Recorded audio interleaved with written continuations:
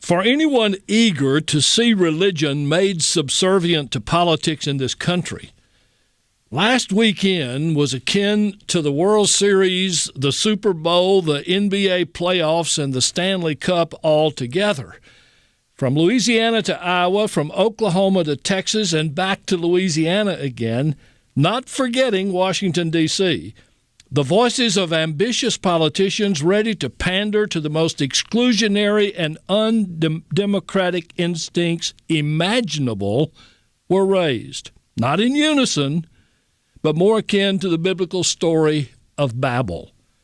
If you think it's too early to be thinking about 2016 campaign politics, I assure you, you are mistaken.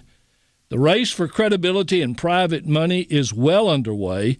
And if you think I'm overstating the case regarding the desperate quest for being seen as having God's endorsement, well, by the end of this hour, you might change your mind. And if you think this is a struggle that's happening safely on the far-off fringes of our secular constitutional democracy, please understand that whoever can convincingly tell billionaire funders, look, I bring this many million fundamentalist Christian voters with me, is going to be at a huge advantage to get access to the kind of money that was unimaginable prior to the Citizens United Supreme Court ruling. So, what are the events we're talking about? Louisiana Governor Bobby Jindal's no-holds-barred Christianist rally drew thousands, and many more watched the live webcast on a website audaciously named God.tv. People for the American Way senior fellow Peter Montgomery was in Baton Rouge for the event titled The Response. Start, please, by talking briefly about what that event was. Yeah, it was billed as a prayer rally, as a place for Christians to come and pray for the future of the nation. And, Bobby Jindal and the organizers were trying to tell the press, this is not a political event. This is just a spiritual event, Christians coming together to pray. But that's ludicrous when you look at who organized it and how it was promoted. Talk about who organized it and how it was promoted. Well, the invitation came out from Bobby Jindal on his official letterhead as governor of Louisiana, saying that politicians and policy change could not save America. America needed Jesus. And he also, on his letterhead, sent an invitation to the other 49 governors of the United States saying, inviting them to come and also to lift up the name of Jesus and to ask for divine intervention. So there's a whole Christianist thing to talk about right there. Yeah. The organizer of this event is a guy named David Lane, whose goal in life is to return America to the Pilgrims' idea of a nation that was meant to advance the Christian faith. And he believes that the country was founded by and for Christians, and he wants to return us to that. And he's recruiting, trying to get 1,000 conservative evangelical pastors to run for office in 2016. And Bobby Jindal spoke the day before his non-political prayer rally. He spoke at a recruiting event for that project. Yeah. Peter, why didn't he go into the ministry or go into full-time evangelism? I tell you, if you saw Bobby Jindal and you listened to him, I wondered the same thing. He clearly has the makings of someone who could be a preacher if he wanted to be. Yeah. And he don't throw him in with all the preachers. I'm one of them. I don't want that association. Well, it was striking to hear him talking because, again, if he was, someone who was a lay leader in his church and gave that sermon in his church, nobody would have any problem with that. I certainly don't have any problem with Christians getting together to pray and worship. But he was using the power of his public office to promote this very exclusionary rally, which basically, said to non-Christian Americans and to the non-Christian governors, I don't really see a place for you in solving America's problems. And that is a really divisive and toxic message. Yeah. And it honestly, and I'm not being funny here, it honestly makes you think that if he really believes that, he ought to get out of government and get into religious activities because he's given up on our democracy. If he really believes that the only solution to America's problems is a spiritual revival, then I think you're right. He shouldn't be running for president. He should get a show on one of the evangelical networks that are out there. There's plenty of opportunities to preach. Peter, I don't know whether you dug into this or not. As you well know, I have to live in Louisiana most of my days now. And there was also a concern about LSU being the place that did the organizing and doing and getting a lot of the money for this. And in asking around, what I heard was that there were just 2 or 3 board members on the LSU board that really wanted this and wanted to push Jindal. But, I was pleased, and I'm curious as to what you saw, that there were plenty of protesters there, and the protesters seemed to understand well the importance of separation of church and state. I think so. And I think I understand that there were some board members at the university that were pushing it. The event organizers have said that they were just renting a hall like anybody else. And, the American Family Association put up the money for this just the way they did for Rick Perry's prayer rally in 2011. So I think that's where the money came from. But you're right. There were hundreds of students and faculty and other progressives from Louisiana who had their own protest, and there's a group I understand of other pastors who were praying for people who were going to be hurt by the budget cuts that Governor Jindal has been promoting. Absolutely. Peter, you wrote about this for the Huffington Post. I want people to go there and read it, but what stood out for you at the response that you wrote about in Huffington Post? Well, a couple of things. One is that both the MC of the event, Doug Stringer, and someone who was Gene Mills, the head of the Louisiana Family Forum, which is an affiliate of the Family Research Council, talked about Seven Mountains theology, which is really this dominionist theology that every sphere of society, including government, needs to be run by the right kind of Christians. Mm-hmm. And they talked about the fact that right now those mountains are occupied by the enemy, and so they need to be evangelized and occupied. And oftentimes when people like me talk about dominionism, the mainstream media dismisses that as, it's some kind of a really fringe thing, and, you're making your mountain out of a molehill, so to speak.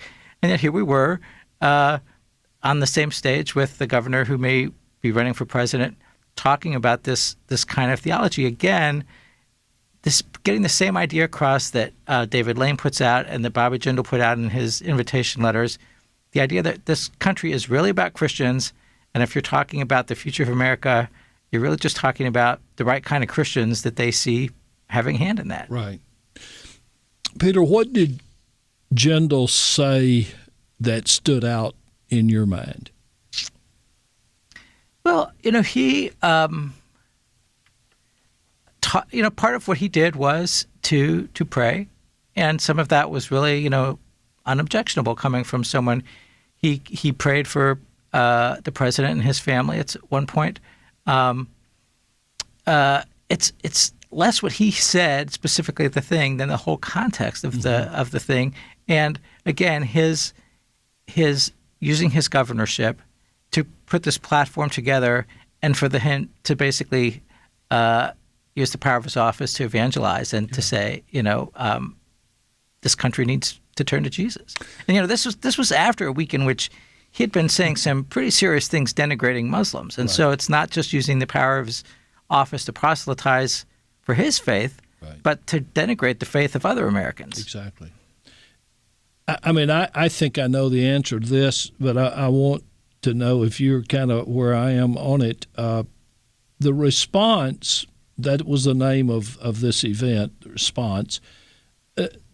Nobody in Louisiana needed that. They know who Jindal is. They know what he claims. To whom was the response addressed? Well, I think it was clearly addressed to, the network of conservative evangelical preachers first, because that's who David Lane is trying to reach. Mm-hmm. His vision of building the kind of Christian America he wants is to turn conservative evangelical churches into political machines and voter turnout things. And so this was to promote Bobby Jindal to that group of people, to David Lane's constituency, and to put him on the map for people who are starting to look around about 2016. I mean, Jindal's got some competition, as you pointed out in your introduction, not just from the Jeb Bush and Mitt Romneys of the world, but for the evangelical crowd. Right. He's got Mike Huckabee and Rick Santorum, people who really have their own feet firmly planted in the religious right. You know, I really do hate to be judgmental, but sometimes it is so obvious. I mean, this strikes me as talking like you're talking to Jesus, but hoping that voters overhear it so they'll be impressed not with Jesus but with you. Yes. One of the things I remember being struck by in the first few minutes of the rally, the MC coming out and again, saying this is non-political and we're not here to lift up the name of any politician. And over his head on this huge video screen was a quote from Bobby Jindal about religious liberty building America. So yes, we're not lifting up any politician, any name but Jesus, but while we're doing that, we're lifting up the name of Bobby Jindal. Yeah. Well, let's set that in a larger context. In the big picture of American politics, this could be dismissed as a fringe element if it weren't for the fact that there are a lot of people, as you've said, who take this theocratic philosophy very seriously enough possibly to attract some very big money donors. Do you think it is a legitimate concern for you and me to sit here and worry about the relationship between that theology and dominionism, which is anti-democratic? Well, let me ask you that one first. Yes, and I would say not because I think that Bobby Jindal or anyone else really wants to come in and declare, that I don't think he's going to come in with the notion of persecuting religious minorities or anything like that. But I think it's still damaging in our public discourse because the whole message coming from these folks is American equals Christian. Mm-hmm. America was founded for Christians. That's who it's all about. That's who the future is going to be about if we have anything to say about it. And I think that is a toxic message in our public discourse for religious minorities, for the growing percentage of our population that doesn't have any religious affiliation at all. And so I think that we should be concerned when we have high-level politicians using that rhetoric, standing on stage with and giving credibility to, dominionists, anti-gay extremists, all these folks who are very eager to divide and exclude people from, who's an American and who's an American that matters. Yeah. Well, the second half of that I wanted to wait on, I want to make the observation first and then ask you. This past week in the Washington Post, I read a piece that you probably saw too, saying that if Mitt Romney does run this time, that he's going to bring his faith even more to center stage in his race for the presidency.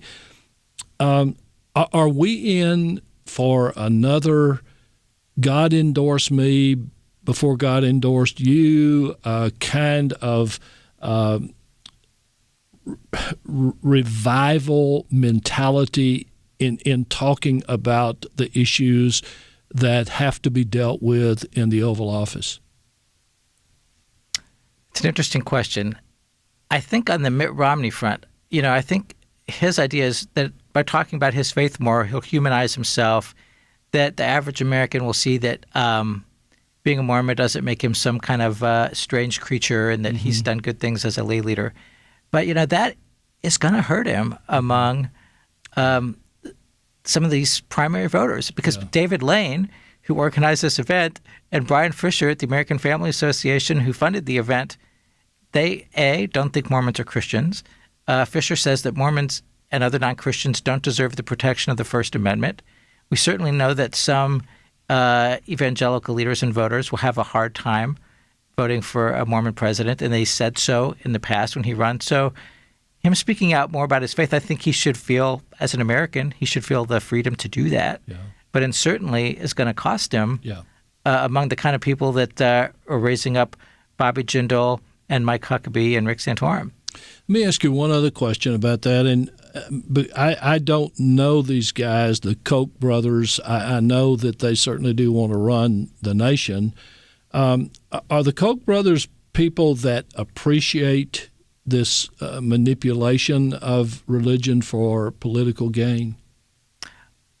I would say I don't know them personally, but I would say politically, yes, I would think they do, because the Koch brothers occasionally put out there that they're really kind of libertarian on social issues. They don't care that much about gay marriage. But if you look at the political leaders who they're funding and backing, they're funding the farthest right folks they can get. Right. And one thing that I think is a really telling answer to your question, after Barack Obama was elected, there were a whole bunch of new coalitions formed on the right to fight him. And one of the most interesting ones is called the Freedom Federation, that created out of Liberty University and the Liberty Council. And it's a whole coalition of every religious right group you can think of, both the sort of mainstream religious right and the dominionist right, plus Americans for Prosperity. Now, what is Americans for Prosperity doing there?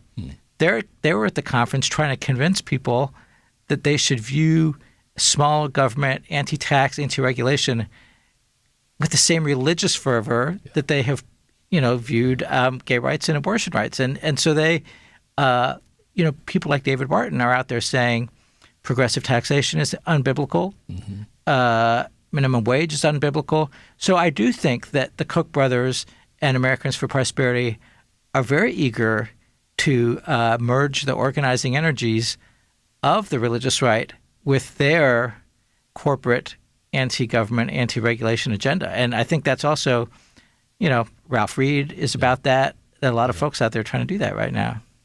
And Jindal wants to be the drum major. He sure does.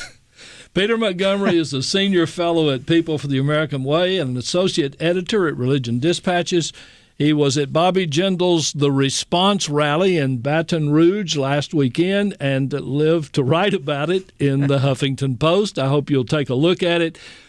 Peter, as always, I thank you for coming here today and talking with us and being on State of Belief Radio. And the other thing I appreciate is that we have every confidence that if this thing goes like we think it will, and Jindal is kind of showing us what we're going to hear from a lot of other candidates, you're going to talk about it, and we're going to talk about it, and we're going to try to see that everybody that listens to us or will listen to us is going to hear about it. That's right. Thank you, man. All right. Look forward to it.